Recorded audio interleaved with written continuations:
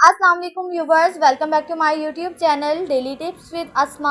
आज के इस वीडियो में हम आपको बताएंगे कमाल नाम का मतलब और इसके बारे में दिलचस्प मालूमात।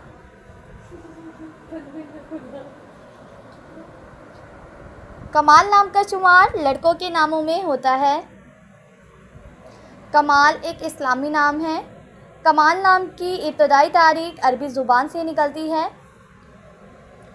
कमाल नाम के लड़कों के लिए खुशकिस्मत नंबर 8 माना जाता है।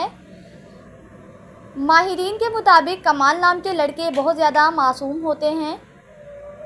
कमाल नाम का मतलब है मुकम्मल, तकमील और बेहतरीन। कमाल नाम के लड़कों के लिए खुशकिस्मत दिनों में एतवार और मंगल का दिन शामिल है। कमाल नाम के अफराद के लिए मुवाफिक रंगों में जंगनुमा, सुर्ख और हल्का सब्ज़ रंग शामिल है। कमाल नाम के अफराद के लिए मुवाफिक पत्थरों में पुखराज पत्थर शामिल है। खुशकिस्मती वाली धातों में हिंसों के हिसाब से तांबा शामिल है। फ्रेंड्स, अगर आप अपने नाम का मतलब जानना चाहते हैं तो कमेंट बॉक्स में अपना नाम लिखें। इंशाल्लाह हम आपके नाम की वीडियो ज़रूर बनाएंगे।